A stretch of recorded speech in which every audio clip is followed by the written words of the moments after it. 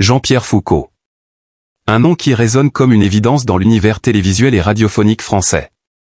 Depuis plusieurs décennies, il a incarné la voix, le sourire, le regard bienveillant d'une France rassemblée autour de son écran de télévision ou de son poste de radio. De Sacrée soirée à Qui veut gagner des millions, de la radio des années 60 à la télévision des années 2000, il a su, par son talent, sa présence charismatique et son élégance, imprimer une marque indélébile dans le cœur du public. Mais aujourd'hui, alors que l'on croyait ce monument inébranlable, une nouvelle inattendue et bouleversante vient d'ébranler ses admirateurs. Jean-Pierre Foucault a été admis en urgence à l'hôpital. Ce n'est pas seulement une hospitalisation banale, un passage obligé comme on en connaît tant. Non, les premières informations qui circulent sont chargées de gravité. Les mots employés par les proches sont lourds, empreints d'angoisse, une situation critique, un diagnostic en cours, une inquiétude majeure. Les visages de ses amis, de sa famille, témoignent d'une douleur silencieuse, comme si chacun redoutait d'entendre prononcer un verdict fatal. On parle d'un malaise brutal, d'une dégradation soudaine de son état de santé, d'un combat qui se déroule désormais dans les couloirs froids et impersonnels d'un établissement médical. Pour comprendre l'intensité du drame, il faut se replonger dans la trajectoire extraordinaire de Jean-Pierre Foucault. Né à Marseille en 1947, il n'était pas destiné à devenir la figure incontournable de la télévision française. Pourtant, dès ses débuts à la radio, sa voix se distingue. Douce, claire, rassurante, mais aussi pleine d'énergie et de chaleur humaine. Le public s'y attache, comme à une présence familière. La télévision s'ouvre à lui, et très vite, il devient l'incarnation de cette France populaire et élégante qui aime se retrouver devant des variétés, des jeux, des rendez-vous fédérateurs. Sacrée soirée, un titre qui restera gravé dans l'histoire audiovisuelle. Pendant plus de 10 ans, chaque mercredi, Jean-Pierre accueillait sur son plateau les plus grandes stars, les confessions les plus émouvantes, les surprises les plus spectaculaires. Il ne se contentait pas d'animer, il écoutait, il accompagnait, il partageait. Le téléspectateur, derrière son écran, avait l'impression de se trouver dans un salon chaleureux, où tout devenait possible. Jean-Pierre Foucault, ce n'était pas seulement un animateur, c'était un confident, un catalyseur d'émotions. Puis vint Qui veut gagner des millions, émission phare qui fit entrer la tension, le suspense, l'intelligence dans les foyers. Là encore, Jean-Pierre jouait un rôle central.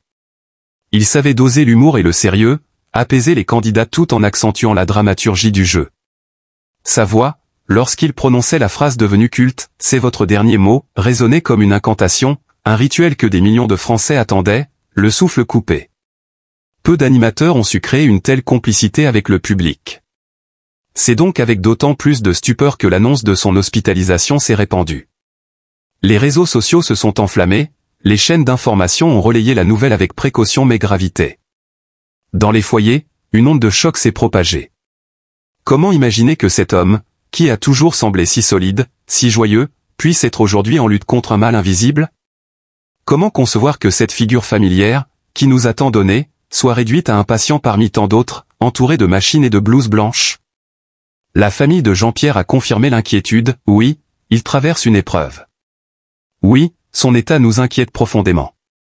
Nous faisons confiance aux médecins, mais la situation reste critique. Ces mots, sobres mais terriblement chargés de sens, ont résonné comme un coup de tonnerre. Et derrière eux, on devine les larmes, les veilles angoissées dans une salle d'attente, les prières murmurées en silence. Pour le public, Jean-Pierre n'est pas qu'un animateur. Il est un compagnon de route, une présence dans la mémoire collective. Chacun a un souvenir lié à lui, une soirée passée en famille devant, Sacrée soirée, un rire partagé devant les maladresses d'un candidat de Qui veut gagner des millions, une émotion ressentie lors d'une interview inattendue. La France entière, en apprenant la nouvelle, a eu le sentiment de voir vaciller une part de son patrimoine affectif. Les hommages commencent à affluer, bien que l'heure ne soit pas encore à la conclusion. Des collègues de télévision parlent de lui comme d'un maître, d'un gentleman, d'un artisan de l'émotion. Ses proches décrivent un homme généreux, attentif, qui, derrière les caméras, ne cessait jamais de sourire, de tendre la main, d'apporter un mot bienveillant. Car Jean-Pierre Foucault, ce n'était pas seulement un professionnel accompli, c'était aussi un homme profondément humain, qui ne séparait jamais le métier de la vie. À l'hôpital, les médecins s'affairent. Les bulletins de santé sont attendus avec fébrilité. Chaque heure qui passe semble interminable. Les rumeurs vont bon train, et l'on craint que le pire ne soit à venir. Mais au-delà de la peur, un sentiment d'admiration et de respect s'impose. Parce que Jean-Pierre, à travers son parcours, a déjà transcendé l'épreuve du temps. Parce qu'il est devenu, qu'il le veuille ou non, un symbole d'union et de mémoire collective. L'attention est à son comble. Les fans retiennent leur souffle. La France entière, qui l'a tant applaudi, se retrouve désormais à prier pour lui, à espérer une issue favorable. Jean-Pierre Foucault, l'homme des grandes soirées, se trouve désormais dans la plus grande épreuve de sa vie, un combat silencieux, loin des projecteurs, mais observé par des millions de regards remplis d'affection et d'inquiétude. Et alors que la nuit tombe sur la ville, les écrans s'allument, les radios bruissent de son nom, les familles en parlent à voix basse. Dans cette attente insoutenable, une question demeure, obsédante, que va-t-il advenir de Jean-Pierre Foucault, ce monument de la culture française, cet homme dont le destin est désormais suspendu à quelques mots prononcés dans une salle médicale? Les heures s'égrènent lentement, presque douloureusement, dans l'enceinte feutrée de l'hôpital. Les proches de Jean-Pierre Foucault se rassemblent, le regard voilé, la voix tremblante. Dans les couloirs, l'air semble plus lourd qu'ailleurs. Chaque pas résonne comme une attente insoutenable, chaque porte qui s'ouvre ou se ferme devient une promesse ou une menace. À travers les vitres opaques, on devine des silhouettes de médecins, affairés, concentrés, porteurs d'un savoir qui pourrait bouleverser des vies. Sa famille, discrète mais présente, vit ces instants comme une traversée du désert. Sa compagne, ses filles, ses proches amis. Tous, autour de lui, se sentent impuissants, confrontés à une réalité implacable. Comment trouver les mots quand l'homme qui a fait rêver tant de générations se bat désormais contre une fragilité que personne n'osait imaginer? Les visages se ferment, les mains se serrent, et parfois une larme coule, vite essuyée par pudeur. On parle à voix basse, comme si le silence lui-même devenait une forme de respect, une prière muette adressée au destin. Au-delà des murs de l'hôpital, la France entière retient son souffle. Dans les rédactions, journalistes et chroniqueurs cherchent les mots justes pour évoquer la situation sans céder à la panique. Les réseaux sociaux, eux, bruissent de messages d'amour, de souvenirs partagés, de photos anciennes. On retrouve des extraits de ces émissions, on réécoute ses éclats de rire, on revoit ses regards complices avec les invités. Des anonymes écrivent « Jean-Pierre, vous êtes dans nos cœurs, nous espérons de tout cœur votre rétablissement. » D'autres confient « Vous avez bercé mon enfance, je prie pour vous ce soir. » C'est un phénomène rare, presque sacré, au-delà des clivages, des générations, des milieux sociaux, chacun semble concerné. Car Jean-Pierre Foucault appartient à cette poignée d'icônes qui transcendent les époques. On l'associe à des moments heureux, à des souvenirs familiaux. Combien de dîners interrompus par le fameux « c'est votre dernier mot » ? Combien de regards émus devant une surprise orchestrée dans « sacrée soirée » ? Il n'était pas seulement un présentateur, il était un passeur de joie, un témoin de nos vies collectives. À l'intérieur de l'hôpital, les médecins se battent. On parle de complications soudaines, d'un diagnostic encore incertain, de traitements lourds envisagés dans l'urgence. Le personnel soignant, malgré l'habitude des drames, ne peut s'empêcher de ressentir une forme de pression particulière, ils ont entre leurs mains non seulement un patient, mais une figure publique dont la santé suscite d'eux. Est-ce milliers d'yeux fixés sur eux? Le moindre geste, la moindre décision devient cruciale. Et dans ce théâtre d'angoisse, la famille continue d'espérer. Certains prient, d'autres se replient dans un silence tendu. On évoque des souvenirs, comme pour conjurer la peur. Tu te souviens de cette soirée où il avait surpris tout le monde avec son humour? Tu te rappelles comme il savait mettre à l'aise n'importe qui, même les plus intimidés? Ces instants de mémoire deviennent des boucliers fragiles contre l'inquiétude qui ronge. Pendant ce temps, à l'extérieur, la presse campe devant l'établissement. Les caméras filment, les micros guettent. Des fans attendent, certains tenant des pancartes, d'autres simplement venus par solidarité. Une atmosphère étrange règne, c'est à la fois une veillée collective et un hommage vivant. Car chacun sait que, derrière ces murs, se joue peut-être une des batailles les plus décisives de la vie de Jean-Pierre Foucault. Les chaînes de télévision consacrent déjà des émissions spéciales. Les plateaux s'animent d'anciens collaborateurs, de confrères bouleversés, de personnalités venues dire combien Jean-Pierre a marqué leur carrière et leur vie. Certains racontent l'homme de coulisses, celui qui, loin des projecteurs, savait tendre la main aux jeunes, encourager les débutants, réconforter les angoissés. D'autres évoquent sa rigueur, sa précision, son amour du métier. Tous parlent de lui comme d'un homme rare, exceptionnel. L'émotion grandit, se propage. Elle devient nationale, presque universelle. Et au cœur de cette tempête médiatique et affective, une vérité simple s'impose, Jean-Pierre Foucault n'est pas seulement un animateur en danger. Il est devenu le symbole d'une époque, le miroir de la mémoire collective, le reflet de millions de vies entremêlées à la sienne à travers la magie des ondes et des écrans. Mais dans l'ombre des projecteurs, la lutte continue. Dans une chambre où seuls quelques privilégiés peuvent entrer, Jean-Pierre repose, entouré de machines, veillé par des mains expertes. Son corps, fatigué, affronte l'épreuve. Son souffle, parfois incertain, rythme l'attente interminable de ceux qu'il aime. Et chaque battement de son cœur devient une note fragile dans la symphonie silencieuse de l'espérance. Chaque jour qui passe à l'hôpital résonne comme une épreuve supplémentaire, une lente traversée du désert où l'espoir se mêle à l'angoisse. Les médecins parlent à voix basse, choisissant leurs mots avec précaution, mais derrière leurs phrases mesurées se cache une inquiétude croissante. Les diagnostics, aussi cliniques soient-ils, portent en eux le poids d'un drame qui dépasse la science. Il s'agit ici non seulement d'un corps malade, mais d'un cœur entouré par l'attente, les larmes et l'impuissance des siens. Voir Jean-Pierre allongé, affaibli, relié aux machines, est un déchirement insoutenable pour ses proches, qui se tiennent là, à son chevet, incapables de chasser cette impression de fragilité irréversible. Dans ces moments suspendus, la tristesse devient une compagne permanente. Elle s'infiltre dans les gestes les plus simples, elle plane dans le couloir de l'hôpital, elle habite les regards qui se détournent pour cacher une larme. Les souvenirs heureux de la vie passée remontent à la surface avec une intensité douloureuse. On revoit Jean-Pierre rire autour d'une table, partager un moment tendre avec un enfant de la famille, raconter une anecdote pleine d'esprit qui illuminait toute une pièce.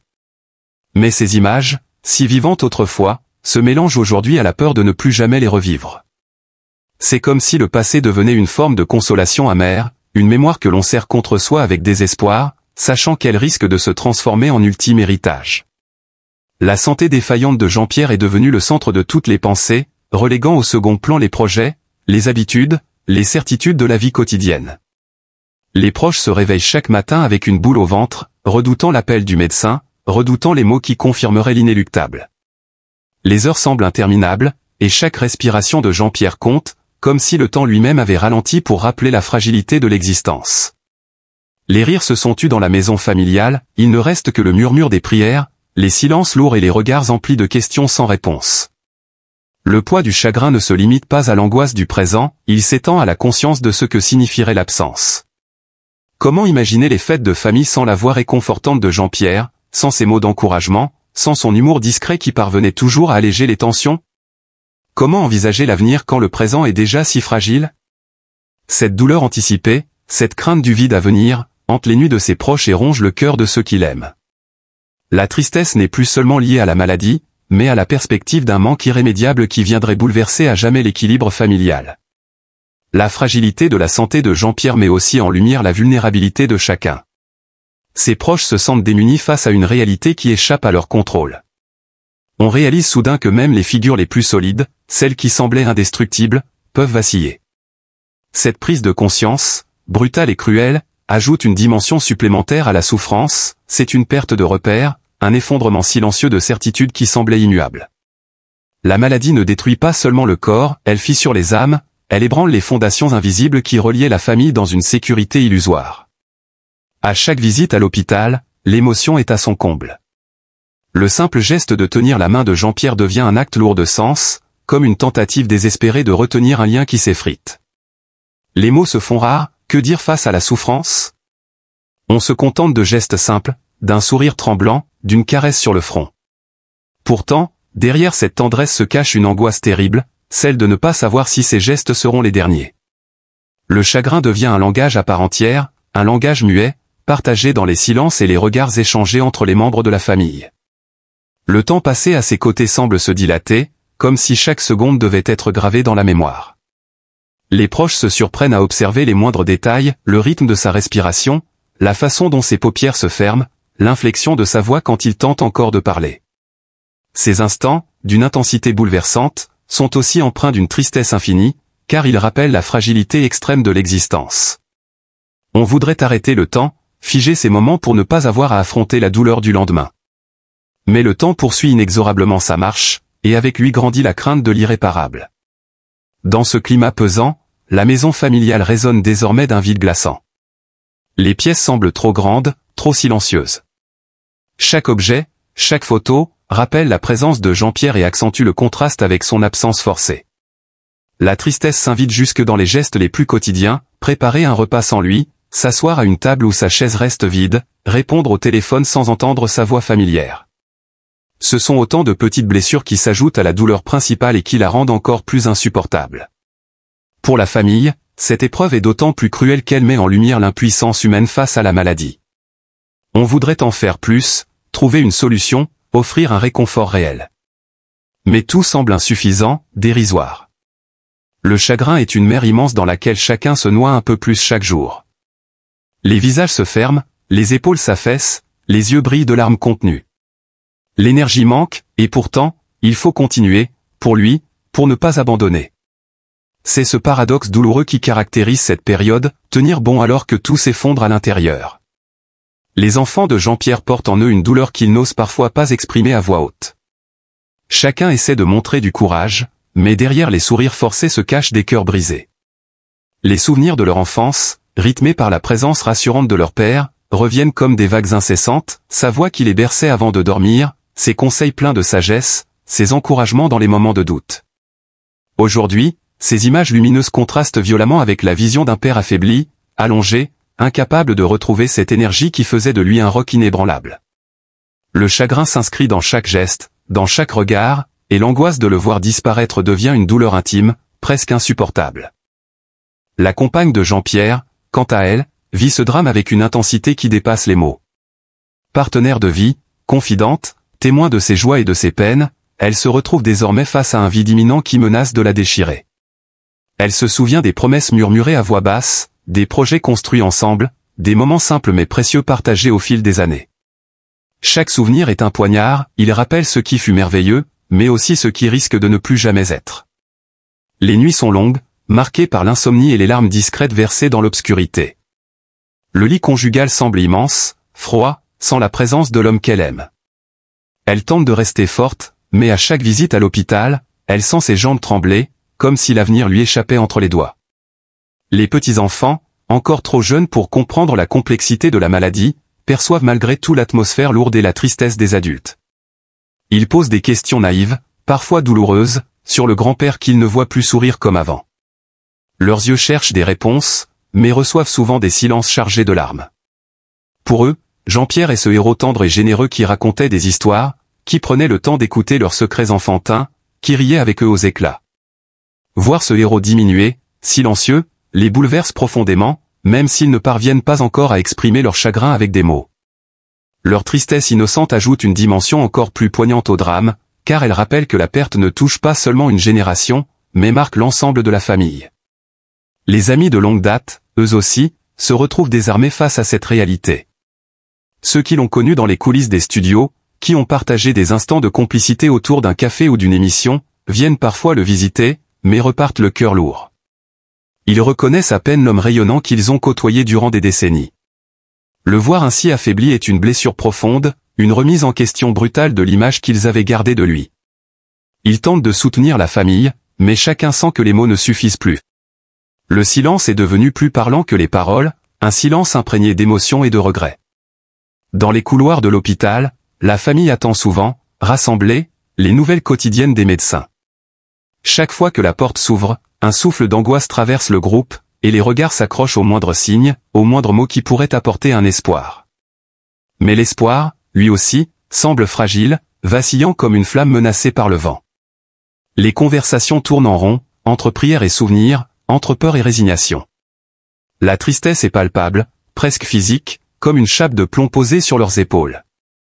La maladie, en s'attaquant à Jean-Pierre, a ravagé bien plus qu'un corps, elle a bouleversé l'équilibre d'une famille entière, brisant ses certitudes, la plongeant dans une tempête d'émotions. Le chagrin ne connaît pas de répit. Même en dehors de l'hôpital, il s'invite dans chaque instant. À la maison, les repas se déroulent dans un silence pesant, entrecoupé de quelques phrases brèves, comme si parler trop fort risquait de briser un fragile équilibre. Les rires d'autrefois, qui résonnaient à travers les murs, semblent aujourd'hui appartenir à un passé lointain, presque irréel. Cette tristesse collective s'accompagne aussi d'une solitude intime, car chacun vit la douleur à sa manière. Certains se replient sur eux-mêmes, incapables de partager leur désarroi. D'autres, au contraire, cherchent la compagnie pour ne pas sombrer dans le désespoir. Mais tous partagent le même poids, celui de voir un être cher se battre contre une fatalité qu'aucun amour, aucune tendresse, ne semble pouvoir repousser. Les larmes coulent souvent en silence, quand personne ne regarde, car chacun veut protéger les autres, cacher sa propre fragilité. Ce cercle de douleur se répète jour après jour, comme une mécanique implacable. Le monde extérieur continue de tourner, indifférent à cette tragédie intime. Les passants sourient dans la rue, les émissions télévisées poursuivent leur rythme habituel, la vie suit son cours. Mais pour la famille de Jean-Pierre, tout s'est figé autour de cette chambre d'hôpital, autour de ce corps fragilisé. Rien d'autre ne compte. Le temps s'est arrêté, suspendu à l'attente d'un mot, d'un signe, d'une amélioration qui tarde à venir. La tristesse n'est plus un sentiment passager, elle est devenue l'air qu'ils respirent, l'ombre qui les accompagne partout, le prisme à travers lequel ils perçoivent désormais le monde. La vie de Jean-Pierre Foucault, jalonnée de succès, d'émotions et de souvenirs partagés avec des millions de téléspectateurs, semble aujourd'hui traverser une zone d'ombre inquiétante. L'homme qui, pendant des décennies, a su faire sourire la France entière, qui a su rassembler les familles autour de l'écran, se trouve désormais dans une situation fragile. Son hospitalisation soudaine, ce diagnostic dramatique évoqué par les médecins, et surtout la confirmation de sa famille concernant la gravité de son état, marque un tournant qui nous bouleverse tous. Ce n'est pas seulement une personnalité publique qui souffre, mais un ami symbolique, une voix familière qui a accompagné plusieurs générations. Les souvenirs de ses présentations, sa voix chaleureuse, ses répliques parfois légères et toujours bienveillantes résonnent encore dans nos mémoires. Il incarnait une forme de stabilité dans le paysage audiovisuel français, un point d'ancrage rassurant dans un monde en perpétuel changement. Aujourd'hui, la fragilité de son état de santé nous rappelle que même les figures les plus solides peuvent vaciller face aux épreuves de la vie. Sa famille, en confirmant cette nouvelle douloureuse, a mis des mots sur les inquiétudes que beaucoup redoutaient. Cette annonce a eu l'effet d'une onde de choc, non seulement parmi ses proches, mais aussi au sein du grand public, qui s'identifie à cet homme et à son parcours. Car Jean-Pierre Foucault, au-delà de sa carrière, représentait une humanité sincère, une proximité rare dans un univers médiatique parfois trop froid et impersonnel. Dans ces moments empreints de tristesse, une réflexion s'impose. La vie est fragile, imprévisible, et chacun d'entre nous peut, en un instant, être confronté à la douleur, à l'absence, ou à la perte. Mais c'est aussi dans ces instants que la solidarité, l'affection et le soutien collectif prennent tout leur sens. La communauté qui s'est formée autour de Jean-Pierre Foucault, ses admirateurs, ses téléspectateurs, ses collègues, tous unis dans l'émotion, constitue une preuve que son héritage dépasse de loin l'écran de télévision. Aujourd'hui, alors que nous attendons avec angoisse des nouvelles plus rassurantes, il est de notre devoir de rester unis dans l'espérance et dans le respect. Espérer qu'il trouvera la force de surmonter cette épreuve. Espérer que sa famille, malgré la douleur, puisse se sentir soutenue par la chaleur et la compassion du public. Espérer enfin que cette épreuve nous rappelle à quel point chaque instant de vie doit être vécu pleinement, avec reconnaissance et amour. Jean-Pierre Foucault a su, tout au long de sa carrière, donner de la joie aux autres. À nous, désormais, de lui rendre en retour ce qu'il nous a offert, notre soutien, nos pensées bienveillantes et notre fidélité. C'est par ce lien invisible mais puissant, tissé au fil des années entre lui et son public, que nous pouvons encore lui adresser notre gratitude et nos encouragements. C'est dans cet esprit que nous vous invitons à continuer de suivre notre travail. Sur Jemadé TV, nous nous engageons à vous apporter des informations, des hommages et des témoignages sincères, afin que l'histoire de personnalités comme Jean-Pierre Foucault reste vivante dans nos mémoires. Chaque visionnage, chaque abonnement, chaque partage est une façon de prolonger cette mémoire et de construire une communauté solidaire, respectueuse et profondément humaine. Index revers pointant vers la droite blanc alors, si vous aussi vous souhaitez rendre hommage à Jean-Pierre Foucault, si vous voulez continuer à être informé et à partager ensemble ces moments de souvenirs, n'hésitez pas à vous abonner dès maintenant à Jemadé TV. Votre soutien est essentiel pour que nous puissions continuer à vous offrir des récits touchants, des hommages vibrants et des contenus qui comptent. Un simple clic pour vous abonner, un simple geste pour commenter ou partager, peut sembler minime. Pourtant, c'est grâce à vous, à votre présence et à votre fidélité, que cette aventure peut se poursuivre. Ensemble, nous pouvons transformer cette tristesse en une énergie collective de solidarité et de mémoire. Jean-Pierre Foucault mérite que son histoire continue d'être racontée, partagée et honorée. Et c'est grâce à vous, grâce à votre engagement, que cela sera possible. Flèche droite noire, abonnez-vous à Jemadé TV, soutenez-nous, et restons unis dans l'hommage et dans l'espérance.